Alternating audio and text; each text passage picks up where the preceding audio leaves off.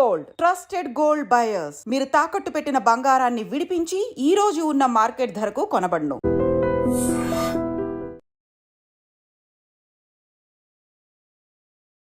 నమస్కారం, welcome to I dream. ధర్మ మార్గం విత్ విజిత కార్యక్రమానికి స్వాగతం.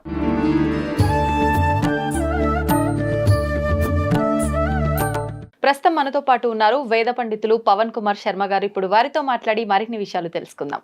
నమస్కారం అండి. నమస్తే. మామూలుగా మనం మాట్లాడుకుంటూ ఉంటాం ప్రతిదీ కూడా రుణం రుణం రుణం అని చెప్పి.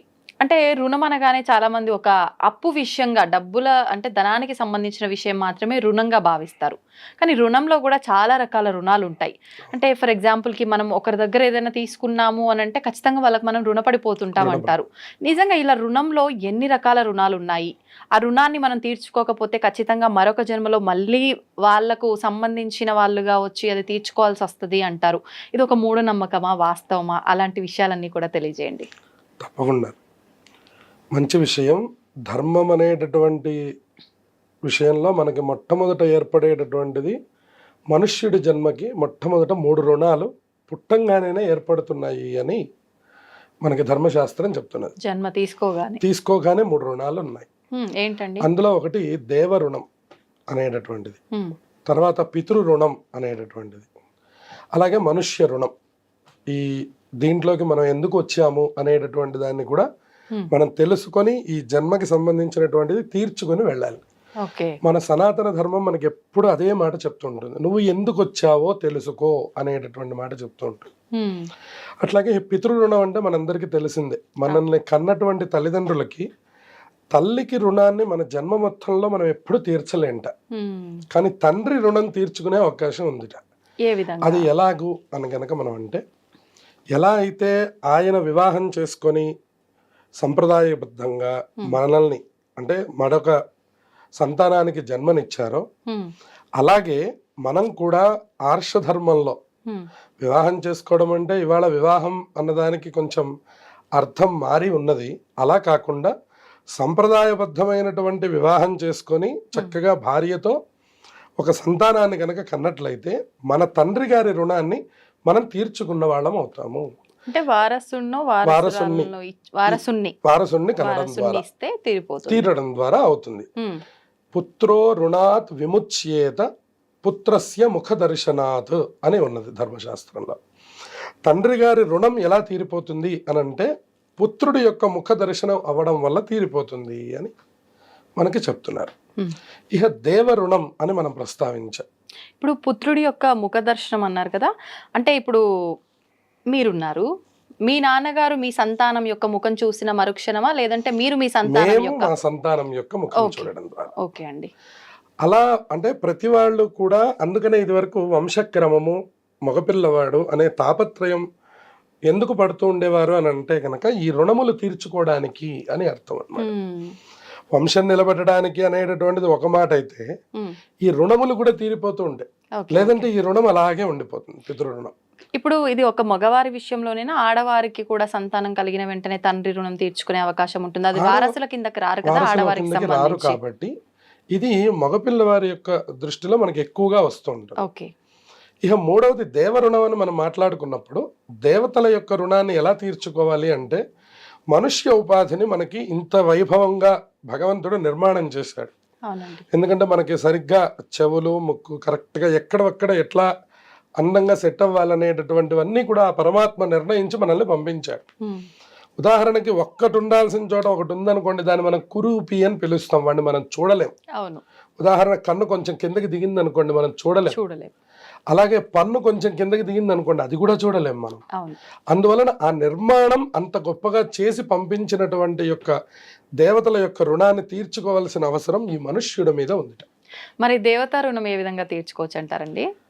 దేవతా రుణం తీర్చుకునే సందర్భాలు కూడా మనకి భగవంతుడు చాలా సార్లు ఇస్తాడు, కానీ మనం అది తెలుసుకోవడం మన వల్ల కాదు. ఎందువలన అంటే, ఉదాహరణకి మనం ఒక సంపాదన అనేటటువంటి మార్గంలోకి వచ్చిన దగ్గర నుంచి మళ్ళీ మన రిటైర్మెంట్ వరకు మనకి భగవంతుడు అవకాశాన్ని ఇస్తూ ఉంటాడు. ఉదాహరణకి డబ్బు సంపాదించినప్పుడు మనం ఏం చేస్తాము అనేటువంటి బుద్ధిని పరమాత్మ మనకే వదిలిపెట్టాడు. ఉదాహరణకు మనం భగవంతుడి యొక్క సేవ చెయ్యవచ్చు, చెయ్యకపోవచ్చు కూడా. అవును. దానివల్ల భగవంతుడికి ప్రత్యేకంగా కోపం రావడం అనేటటువంటిది ఎప్పుడు కలగదు. కానీ బుద్ధిపూర్వకంగా మనం తెలుసుకొని ఇంత ఉపాధి ఇచ్చింది పరమాత్మనే కాబట్టి మనకి ఇంత ద్రవ్యం మనకు వస్తున్నది కాబట్టి కొంత ద్రవ్యమైనా భగవంతుడు అన్న శబ్దానికి రకరకాలైనటువంటి అర్థములు ఉన్నాయి. దాన్ని మనం స్పిరిచువల్గా తీసుకోవచ్చు, అలాగే మనం సోషల్గా కూడా తీసుకోవచ్చు. మనం దీనంగా ఉన్నటువంటి వాళ్ళ యొక్క సేవ చేసినా కూడా అది యజ్ఞ ఫలం వస్తుంది అని ఉన్నది మనకి. యజ్ఞం చేసినంత ఫలం. ఉదాహరణకి ఒక రోడ్డు పక్కన ఉన్నటువంటి వాడు బాగా ఆకలిగా ఉన్నప్పుడు వాడికి తీసుకువెళ్ళి ఆహారం అందించాం అనుకోండి, ఆ రోజు మీరు ఒక హోమం చేసినటువంటి ఫలం మీ ఖాతాలో వేస్తారు. అలాగే బాగా చలికాలంలో ఉన్నటువంటి సందర్భంలో పాపం రోడ్డు పక్కన అలా ఉన్నటువంటి అంటే నీడ లేనటువంటి వాళ్ళకి ఏదైనా ఒక నీడని ఒక రగ్గు ఏర్పాటు చేయడం, ఎండాకాలం అయితే ఒక గొడుగు ఏర్పాటు చేయడం, వాళ్ళకి ఒక మంచినీళ్ళ బాటిల్ ఏర్పాటు చేయడం, మీరు ఒకసారి కొనిస్తే తర్వాత వాళ్ళు ఎక్కడైనా పట్టుకునేందుకు అవకాశం ఉంటుంది. ఇటువంటి రూపంలో గనక మీరు ఏ పని చేసినా కూడా దాన్ని భగవంతుడు గుర్తిస్తాడు. అందువలన ఈ దేవతా రుణాన్ని తీర్చుకునేటటువంటి అవకాశం ఉంటుందని చెప్పారు. ఈ విధంగా రుణములు అనేటటువంటి దానికి అర్థం. ఇక తర్వాత మనం మన యొక్క సంతానం విషయంలో, ఆఖరికి మనం మన ఇంట్లో పెంచుకునేటటువంటి జంతువుల విషయంలో కూడా శాస్త్రం రుణం అనే మాట్లాడింది. ఎందుకనంటే మనకి చాలా గొప్పదైనటువంటి శ్లోకం ఉంది. ఏంటండి? మనకి స్త్రీ, అలాగే గృహము, అలాగే పశువులు, ఇవన్నీ కూడా రుణముల వల్ల మాత్రమే ఏర్పడతాయి. రుణములు పూర్తయిపోగానే వాటంతటవే తెగిపోతాయి అని చెప్పని. స్త్రీ, గృహము, పశువులు మనకి ఈ మూడు కూడా రుణము ఉంటేనే మనతో ఏర్పడతాయి. ఇప్పుడు చాలా మందికి వివాహాలు కాలేదు అని మనం అనుకుంటున్నాం అనుకోండి ఉదాహరణకి, ఇంకా వాళ్ళకి ఏ రకమైనటువంటి బంధము లేదు, ఏ రకమైనటువంటి యొక్క ఇది కూడా లేదు, వాళ్ళకి ప్రత్యేకమైనటువంటి రుణం ఏమీ లేదు వాళ్ళకి భూమి మీద. అలాగే వాళ్ళకి ఏదైనా రుణం ఉందనుకోండి, తప్పకుండా ఆ బంధంలోకి ప్రవేశిస్తాము, దానికి తగినటువంటి యొక్క సేవను కూడా మనం చేస్తాం. అంటే ఒక జీవితం ప్రారంభం అవ్వాలంటే ఖచ్చితంగా స్త్రీకి సంబంధించిన బంధం ఆ మగవారికి ఉండాలి. ఉంటేనే వివాహం అవుతుంది, ఆ తర్వాత సంతానము, ఈ బంధాలు ఇవన్నీ కూడా ఏర్పడతాయి. అందువలనే రామదాసు గారు మనకి చిలుకని లోపల పెట్టి ఆ తదుపరి నుంచి కూడా ఆ బంధనంలోకి ప్రవేశించారు అని అంటారు. మనకు అక్కడ ఒక అద్భుతమైనటువంటి శ్లోకాన్ని చెప్పారు. రుణక్షయే క్షయం వ్యాపి కాతత్ర పరివేదన. మనకి ఆ రుణం అనేటటువంటిది అయిపోగానే ఎటు వాళ్ళకి వెళ్ళిపోతారు. ఉదాహరణకి కొడుకు కూడా మీరు చూడండి, ఇవాళ అనాథాశ్రమాలు ఏర్పడ్డాయన్నా, అలాగే భార్యాభర్తలు వాళ్ళ యొక్క స్థితిని విడిచి వెళ్ళిపోతున్నారు అన్నా కూడా ఆ రుణము అంతవరకే ఉన్నది. ఆ తర్వాత వాళ్ళ మీద వీళ్ళకి అభిప్రాయం ఉన్నా కూడా వాళ్ళు ఒక చోట ఉండలేరు. వాళ్ళు ఎందువలన రుణం అనేటటువంటిది అయిపోయింది. అది అయిపోయిన తర్వాత వాళ్ళిద్దరు కూడా ఒక చోట ఉండలేరు. అది తల్లి కొడుకు, తండ్రి కొడుకు, భార్యాభర్త, ఆఖరికి మనం పెంచుకునేటటువంటి మన జంతువు, మనం కట్టుకున్నటువంటి ఎంతో ముద్దుగా కట్టుకున్నటువంటి మన ఇల్లు తో సహా మనం అక్కడ ఉండలేము అని చెప్తున్నారు. అయితే ఒక చిన్న డౌట్, అంటే మరి ఇది ఎలా తీసుకుంటారో మన ప్రేక్షకులు కానీ నాకు అడగాలనిపిస్తుంది. ఇప్పుడు భార్యాభర్తలు కలిసి ఉండలేకపోవడము అనంటే, విడిపోతున్నారు అనంటే అది ఒక రకంగా వాళ్ళకు రుణం అక్కడితో తీరిపోయింది అని. అంటే ఒక రకంగా చూస్తే అది ధర్మ ప్రకారంగా కరెక్ట్, అంతే కదండి? అంటే రుణం ఆ విధంగా చూసుకుంటే. కానీ ఆ విడాకులు ఇదంతా కూడా తీసుకోవడము, విడిపోవడం, ఇదంతా మళ్ళీ ధర్మానికి విరుద్ధము. పురాతన కాలం నుంచి కూడా ఎవ్వరు విడిపోయింది లేదు, ఇప్పుడు ఏంటో అంటే ఈ కలికాలంలో ఇలా అయిపోయింది అని చెప్పి అదొక అంటే ఏమంటారు, ఒక దారుణంలా, ధర్మానికి విరుద్ధంలా చూస్తాము. చూడటం కాదు, వాస్తవంగానే భావిస్తాము. మరి ఇప్పుడు దీన్ని ఇది వాస్తవం అనుకోవాలా, ఇది వాస్తవం అనుకోవాలా, ఎలా తీసుకోవాలి మనం? అంటే మీరు ఇక్కడ ఇంకొక విషయాన్ని బాగా సూక్ష్మంగా గమనించాల్సిన విషయం. ఇప్పుడు విడాకులు తీసుకోవడం అనేటటువంటి దాన్ని మన సనాతన ధర్మం అనేటటువంటిది అంగీకరించడం లేదు. అవును. ఎందువల్ల అంగీకరించలేదంటే మన ఆర్ష ధర్మం, ఆర్ష వివాహ చట్టం, మీరు ఒకసారి కలిసినటువంటి తర్వాత మీరు స్నేహంగా ఉండకపోవచ్చు ఏమో, కానీ మీరు విడిచిపెట్టి అవతలకు వెళ్ళి ఉండండి అని మన సనాతన ధర్మం మనకి ఎప్పుడు చెప్పదు.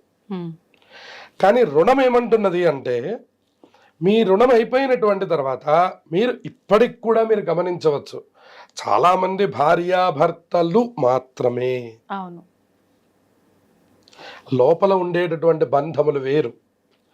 ఈవిడితో ఆయనకేమీ సంబంధం లేదు, ఆవిడతో ఈయనకేమీ సంబంధం లేదు, వాళ్ళిద్దరూ ఒక గూట్లో ఉన్నారు. అదే మన సనాతన ధర్మం, మన మంత్రశాస్త్రం యొక్క గొప్పతనం అని మనకి వైవాహికమైనటువంటి మంత్రశాస్త్రం మనకు చెప్తుంది. వివాహ మంత్రాల్లో అంత గొప్పతనం ఉన్నదట. గతంలో ఆ మంత్రమునకు ఎక్కువ ప్రాధాన్యత ఉండేది కాబట్టి ఎటువంటి కష్టములు కానివ్వండి కాక వాళ్ళు విడిపోయి అవతలకి వెళ్ళేవాళ్ళు కాదు. అవును, ఎంతో తేడాలు వచ్చాయి, ఎంతో ఇబ్బందులు వచ్చాయి.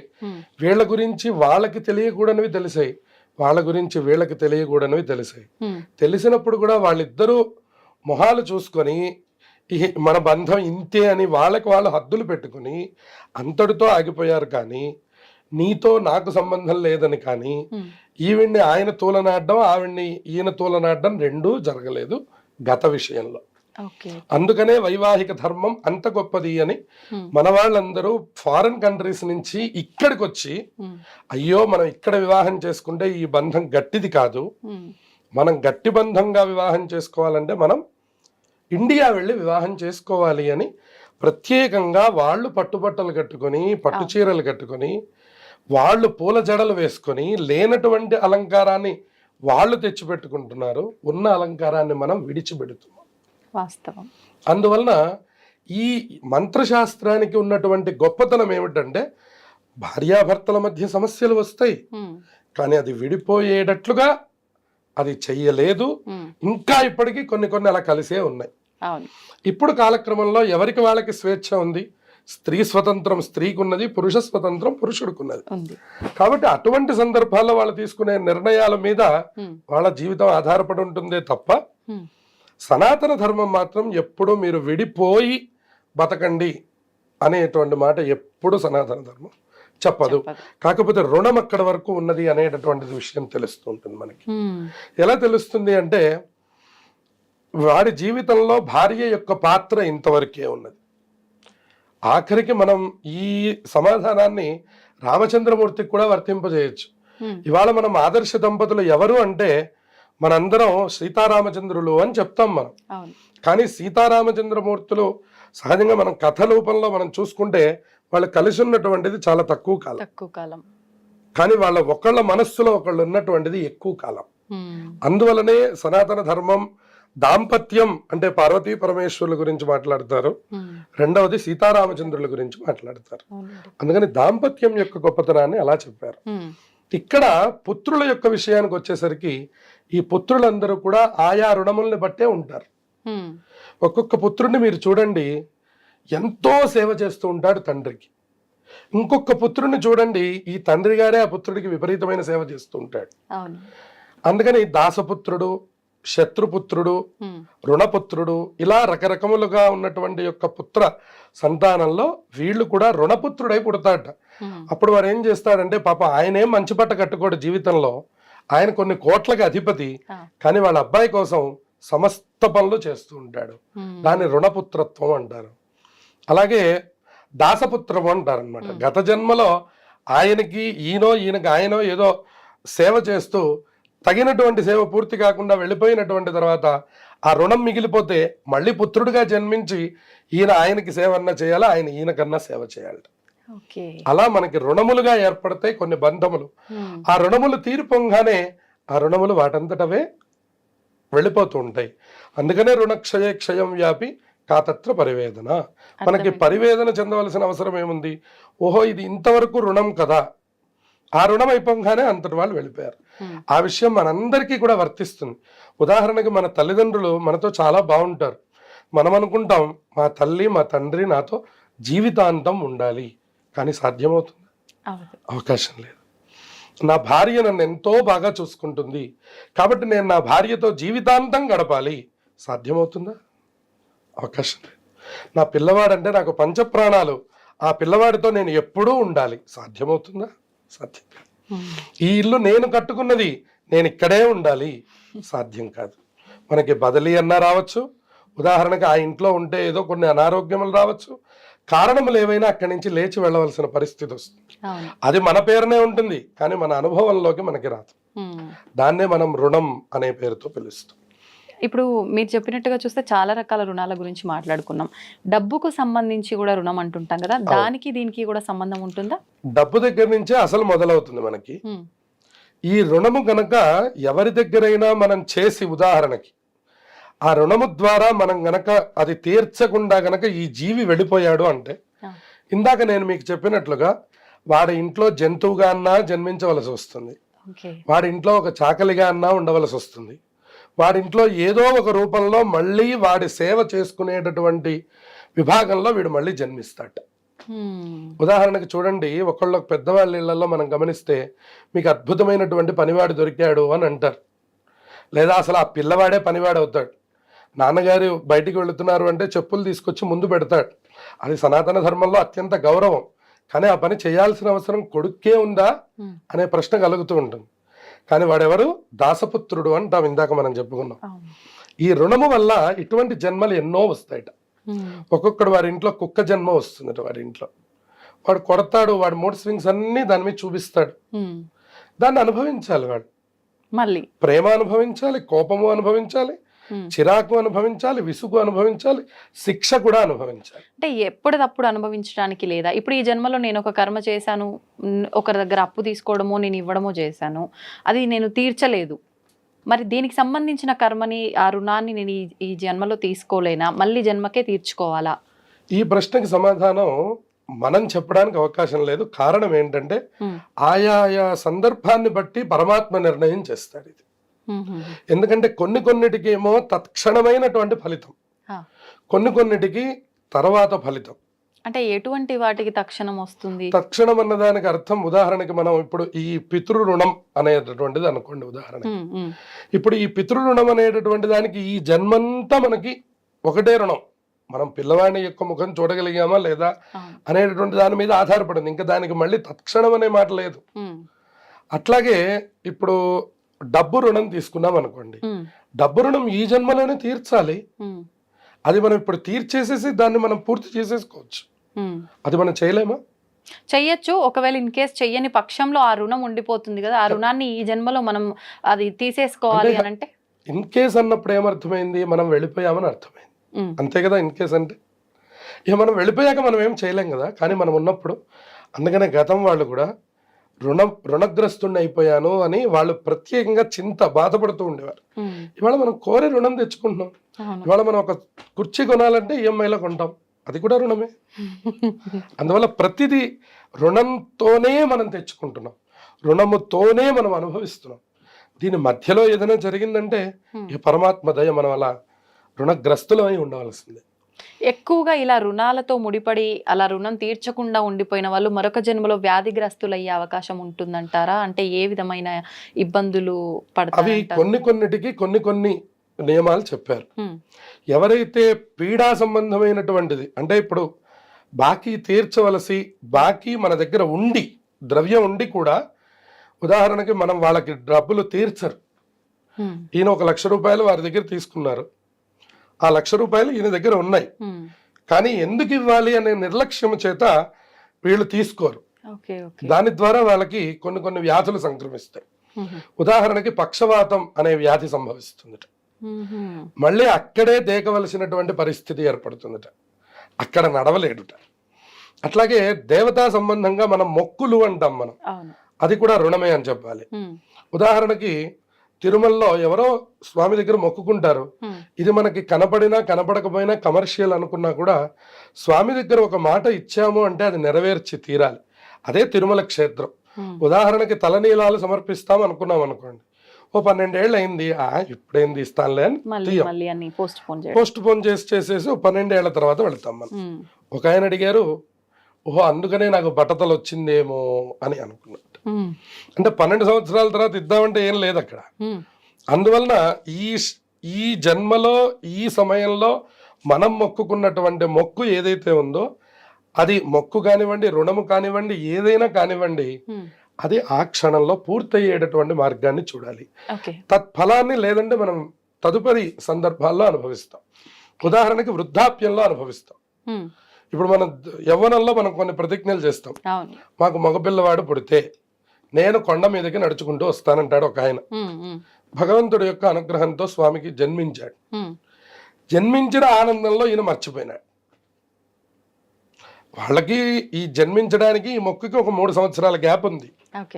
ఆ గ్యాప్ లో కొన్ని సందర్భాల్లో గుర్తొచ్చినప్పటికి కూడా మర్చిపోయినాడు. మర్చిపోయేసరికి ఏమైపోయిందంటే ఈ మొక్కు ఈ రుణము అలాగే ఉండిపోయింది. తర్వాత ఎప్పుడు గుర్తొచ్చింది ఇది మళ్ళీ అంటే ఆ పిల్లవాడికి ఎప్పుడో తగలరాని చోట్ల దెబ్బలు తగిలిన తర్వాత అయ్యో వీడికి ఎందుకు ఇట్లా అయిపోయిందన్న తర్వాత అప్పుడు వాడి 12 సంవత్సరముల తర్వాత ఆయన జ్ఞాపకం వచ్చింది. ఓహో వీడికి నేను పుట్టినప్పుడే తిరుమల నేను వాడిని ఎత్తుకొని నడుచుకొని వచ్చి స్వామిని దర్శనం చేసుకుంటాను, నేను నా కొడుకు తలనీలాలు ఇక్కడ సమర్పిస్తాము అని మనం ఆ ఆనందంలో చెప్పేస్తూ ఉంటాం మనం. కానీ అది మనకి తర్వాత గుర్తుండదు. ఆ గుర్తుండకపోవడం వల్ల మనకి జరిగేటటువంటి అపరాధములు కూడా మనల్ని కొన్ని సందర్భాల్లో ఇక్కడే పీడించేస్తాయి. ఇవి మళ్ళీ వచ్చే జన్మకి ఏమీ రావు. అయితే ఇంకొక చిన్న డౌట్ అండి, ఇప్పుడు ఒక కుటుంబంగా వ్యవస్థ ఉన్నప్పుడు ఒక్కరు వ్యక్తిగతంగా కొన్ని డెసిషన్స్ తీసుకోరు, అంతా ఉమ్మడిగా కలిపి తీసుకుంటారు. అటువంటప్పుడు అది ఏదైనా చేసిన కర్మను బట్టి ఆ రుణం తీర్చుకోలేకపోతే ఆ నలుగురు ఉన్న కుటుంబం అనుకోండి, నలుగురు అనుభవించాల్సిందేనా? అది ఏ రకంగా రుణం ఉండిపోతుంది అంటారు? అది మనం ఇప్పుడు మీరు అన్నటువంటి అభిప్రాయం ఏమిటంటే ఆయా సందర్భాన్ని బట్టి మనం చెప్పాలి. ఉదాహరణకి నలుగురు కలిసి చేసేది ఏముంటుంది అంటే మళ్ళీ మనం అనుకున్నట్టు ఈ దైవదా రుణాలు మొక్కుబడుల దగ్గరికి మళ్ళీ రావచ్చు, శుభకార్యాలకి రావచ్చు, లేదంటే ఇంటికి సంబంధించిన రుణాలు, ఇవన్నీ ఫ్యామిలీ డెసిషన్స్ గా మనం తీసుకుంటాం. ఎప్పుడైతే ఇలా తీసుకున్న తర్వాత యజమాని గారు వెళ్ళిపోయినారు. యజమాని గారు వెళ్ళిపోయినంత మాత్రాన ఆయన ఖాతాలో పాపం ఏమీ వేయరు. ఎందుకంటే ఆ మాట చెప్పిన ఇంకా నలుగురు జీవించే ఉన్నారు. అందువలన ఆ దీన్ని ఏదైతే ఉందో ఆ భారాన్ని వీళ్ళ మీద వేస్తారు. భార్య తర్వాత పిల్లల తర్వాత మనవాళ్ళ దాకా ఉంటుందట. అక్కడ దాకా తీర్చకపోతే ఆ రుణాన్ని అక్కడ అతను శిక్ష అనుభవించాలి, ఇక్కడ ఈ మనవాళ్ళ శిక్ష అనుభవించాలి. ఈ తాతగారు అక్కడ శిక్ష అనుభవించాలి ఊర్ధ్వలోకాల్లో, ఈ మనవాళ్ళు ఎవరైతే ఉన్నారో భూమి మీద వాళ్ళు శిక్ష అనుభవించాలి. ఈ మధ్యతరం అంతా తీర్చని కారణం చేత మధ్యతరం వాళ్ళందరికీ అవకాశం ఉంటుంది. మధ్యతరం వాళ్ళు అవకాశం ఉండి కూడా తీర్చకపోతే నేను చెప్పినట్టు మనం అనుకున్నట్టు వ్యాధిగ్రస్తులు అవుతారు వాళ్ళు. ఈ అవకాశం వాళ్ళు చివరి వరకు ప్రయత్నం చేసి కనుక ఒకవేళ వెళ్ళకపోతే, కనీసం దాన్ని గుర్తు చేసుకోకపోతే వీళ్ళ మీద ఆ ప్రభావం చెడుగా పడుతుంది.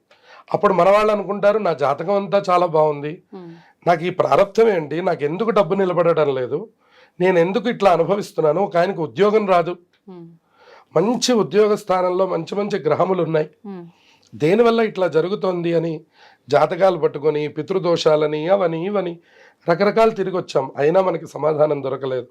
ఇటువంటి సమాధానాలే పూర్వ పుణ్యములు పూర్వ పాపములు అని మనకి రెండు. అందులో ఈ రుణం అనేటటువంటిది కూడా ఒక పాపము కింద మనకి లెక్క కాబట్టి రుణములను ఎప్పటికప్పుడు తీర్చుకోవాలి మనుష్యుడు. అది ఏ రుణమైనా సరే, ఆర్థికంగా ఇచ్చినటువంటి రుణమైనా, దేవతా సంబంధంగా ఇచ్చినటువంటి మొక్కుబడులైనా, పిల్లలకి చేయవలసినటువంటి సేవాదులైనా, అలాగే వీళ్ళు పిల్లలకి ఇవ్వవలసినటువంటి విధి విధానాలైనా, ఏదైనా మనుష్యుడు తన యొక్క బుద్ధిని సత్ప్రవర్తనలో ఉంచి అప్పటికప్పుడే పూర్తి చేసుకోవాలి తప్ప వీటిని గనక ఎక్కువ కాలం గనక వీటిని క్యారీ చేస్తే ఆ తత్ఫలితాలని మనం తదుపరి జన్మలకు కూడా మొయ్యవలసినటువంటి అవసరం ఉంది అని మనకి సనాతన ధర్మం తెలియజేస్తుంది. అయితే ఇప్పుడు ఈ మధ్య కాలంలో ఒకటి బాగా అంటే ట్రెండ్ అయిపోయింది, ప్యాషన్ అని చెప్పాలి. ఏదైనా ఫంక్షన్ శుభకార్యమే కాదు, అంటే మరణానికి సంబంధించిన కార్యక్రమాలు ఏం చేసినా కూడా ఏదో ఒక వస్తువు గిఫ్ట్ గా వచ్చిన వాళ్ళకి ఇవ్వటం అనేది ఒక ఫార్మాలిటీ అయిపోయింది. అంటే అది మనం ఏదో కావాలని అడిగి తీసుకున్నది కాదు, వాళ్ళు అంటే జ్ఞాపకంగా ఇస్తున్నది అది. ఇస్తూ ఉన్నది. అవును. అలా కూడా మనం వాళ్ళకు ఇస్తున్న వాళ్ళకి మనం తీసుకున్న వాళ్ళం రుణపడిపోతామంటారా? అలా ఏం లేదు. ఏముండదు. వాళ్ళు స్వయం ఆనందంగా వాళ్ళు ఇస్తున్నటువంటి దానికి మనకి రుణం అయ్యేటటువంటిది ఏమీ ఉండదు.